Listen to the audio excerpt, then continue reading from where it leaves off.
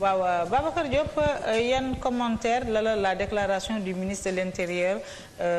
inspiré dans un premier temps. Soxna Maymuna, man dama am gàcce bu màgg a màgg ci tey jii ak bi ma dégloo Félix Antoine Diome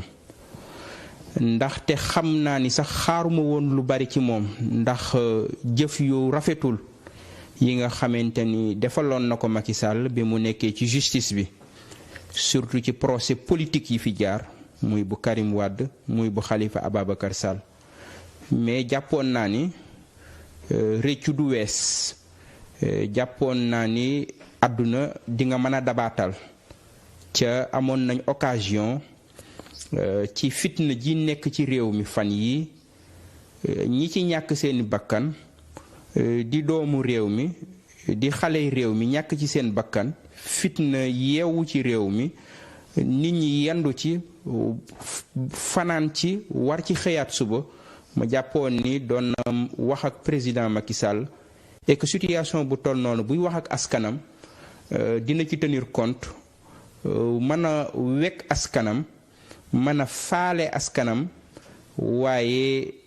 kenn du wax ak sa askan di utiliser yenn baat yi di wax ni ay banditisme la ñuy def di wax ni terrorisme la ñuy def di wax ni conspiration la ñuy def loolu ñàkk a wekk sa askan la sa askan du nekk ci ay jafe-jafe amoo dara loo teg ci ñoom lu dul dinaa ubbi kaso yi dinaa ubbi prison yi dinaa leen ci dugal dinaa leen toroxal dinaa leen jaay doole loolu jàpp naa ni lu garaaw a garaaw la baneen bi li nga xamante ni Bassirou Gueye ak li muy sikk lépp defu ko muy waxul sax ci procès bi publiquement le ministre de l'Intérieur moom mi nga xamante ni liggéey na ci justice ndax liggéey ci justice mooy liggéeyam il se permet publiquement def le procès politique public de Ousmane Sonko daal ni day woote fitna day woo xale yi ci fitna day sànk xale yi donc loolu ñi ngi koy ñaawlu bu baax a baax a baax gis nga àdduna ba mu sosoo ba léegi amul benn buur ak loo bari bari doole bu musa affronter sa askan xeex ak sa askan ba jële ci ndam ñi ko defoon ñépp gàcce lañ ci jële ñi ko defoon ñépp defet lañ ci jële waaye wala fi dañuy wax ni baadoola bu jubee gàcce fekk tegu ci baaraamam du dëpp kon ñi am ci gàcce jàppoon ni mbir mi am ci réew mi ministre de l'Intérieur da ci doon profito mu woote dal mu woote jàmm mu apaiser waaye du jël pétrole ak essence daldi yokk ci taal bi ba pare ma jàppoon ni doon woote dialogue bu sincère wax kilifa diine yi wax kilifa aade yi ñu àddu ci situation bi ba ñu ko dépassé ndaxte ay doomu réew mi rekk ñoo ci di ñàkk seen bakkan ay xale ñoo ci ñàkk seeni bakkan di doomu Sénégal ca loo xamante ni dara waralu ko lu dul benn complot rekk boo xamante ni ab état ñoo ko nas ngir daaneel ab opposant ca niñ ko daan defee defoon ko ci Khalifa Sall defoon ko ci Karim Wade ñu bëgg ko def ci Ousmane Sonko askan wi ni li woon ni na ñoom ànduñu ci d'accorduñu ci ndax bu fekkee dangaa jël mbas mi nga laqatoo mbas mi nga confiner la démocratie nga confiner les libertés confisquer les libertés nga yokku ndóol ci réew mi nga fexe yokk diggante xaajaloo bi am ci ñi am ak ñi amul nga xamante ni li ñu yaakaar mooy guddi ñii di jaay cere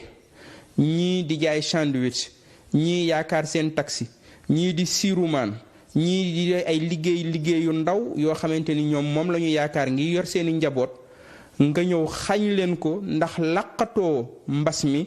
nit ñi dund ci loolu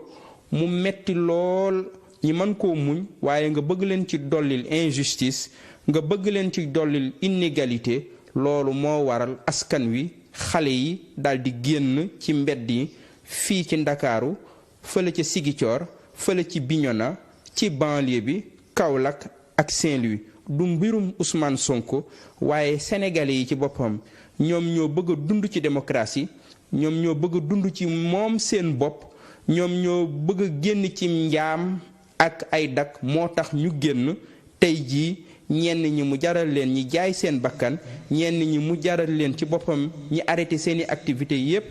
ngir jàmmaarloo ak nguur ak doole ji nga xamante ni moom la président Macky Sall am. Babacar Diop dafa mel ni da ngay légitimer tout ce qui a été fait tout ce qui s'est passé. Soxna Maïmouna gis nga je pense que on ne s'est pas posé les bonnes questions la bonne question mooy li xew lan moo ko indi parce que li xew xale yi xëyuñu xëy rek di kas xale yi xëyuñu xëy rek dem ci mbedd mi xale yi am jot yóbbuwu leen obélisque xale yi ñàkk lu ñu def yóbbuwu leen obélisque xale yi li leen yóbbu obélisque li leen génne ci mbedd mi li leen tax a jël ay pneu di ko taal mooy ñàkk dëgg gi am ci réew mi ñàkk maandute gi am ci réew mi ñàkk état de droit gi am ci réew mi nooteel gi am ci réew mi nga yor sa doole nga yor sa pouvoir képp ko ànd ak yow même bu tuddee Bougazelli nga làq ko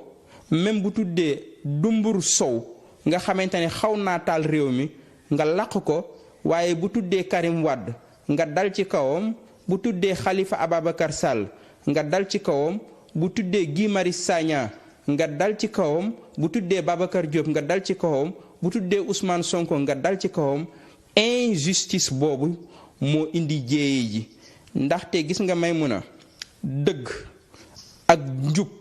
ak maandute mësta taal am réew réew mu tàkk réew mu rëg-rëg am réew mu coow am la ko fa indi mooy ak njubadi mooy ak njaay doole mooy ñàkk maandu mooy nooteel googu moo jur lii am xale yi nekk ci mbedd mi mu jaral leen ñu jàkkaarloo ak président Macky Sall kon bu fekkee dañuy woote dal te bëgg dal googu nekk dëgg. Babacar. soxna Maïmouna. Au-delà du président Macky Sall ay këru tasu xibaar ñu ngi leen di attaqué ñu ngi touché ay intérêts économiques ñu ngi dévaliser ay commerce di yàq ay biens publics ay infrastructures yoo xam ne ça appartient aux contribuables sénégalais mu mel ni revendication yi dafa rax leneen ndax yéen en tant que homme politique en tant que des personnes attachées à la démocratie war du seen cër yéen tamit ngeen woote au calme remettre les choses à l'endroit te it ñu bañ a fàtte ne pouvoir la seule manière de le conquérir c'est par la voie des urnes. Est-ce que vous êtes fier de ce qui se passe aujourd'hui dans ce pays? Je suis très fier de la jeunesse de mon pays ndaxte sama sëriñ daara di professeur Djibril Samb di sama maître dafa jàngale ni un grand peuple est un peuple indocile mooy askan wu mag mooy askan wuy bañ mu ni une belle jeunesse est une jeunesse indocile muy jeunesse bu am taxawaay dëgg muy jeunesse buy bañ askanu Sénégal wan na président Macky Sall ni day bañ jeunesse su Sénégal wan na président Macky Sall ni bokkuñoo ak yeneen jeunesse yi nga xamante ni seeni président ak seeni njiiti réew da leen di jël di leen noot kon jàpp naa ni tey jii dañoo war a tatagal askanu Sénégal tatagal jeunesse su Sénégal lenn nag am na yu ñu war a corriger parce que ñun woote wuñu kas ñun manifestation pacifique la ñu woote bi ñu tàmbalee ba léegi waxuñu kenn mu dal ci taskatu xabaar dañ koy ñaawlu di ko ŋàññi ndax pilier bu fondamental la ci démocratie soxna Maïmouna mënta am lu dul liberté de presse am dafa am ay liberté fondamentale ay liberté de base yoo xamante ni ay kenn la yu am solo ci démocratie soo leen laalee rek démocratie nërmeel soo leen laalee rek démocratie amatu fa kenn yooyu benn bi liberté de presse la te liberté de presse boobu moo tax ak képp ku ko mën a def ak foo mënti jóge ñun loolu ànduñu ci ndaxte waaye nag ku wax lii wax la ca des yaakaar naa ni liberté de presse boobu yéen gouvernement bi nga xam ne moo leen waroon a protéger aar leen yiir leen moom moo jëkk a jël doole dal ci seen kaw moo jëkk a xañ askan wi aussi droit à l'information parce que keroog bi nga xamante ni ñi ngi dindi mbalaanu kiiraay Ousmane Sonko ci Assemblée nationale loo xamante ni dépendre na ci la paix sociale la paix civile daluk réew mi dépendre na ci askan wi yëpp yeewu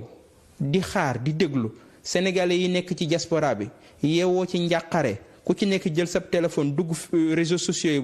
wala nga ubbi sa télé pour xam la xew Sénégal ñi jël journalistes yi génn leen foofa dàq leen toroxal leen loolu jàpp naa ni ñooñu ci boppam ñoo jëkk violer la liberté de presse boobu bërki démb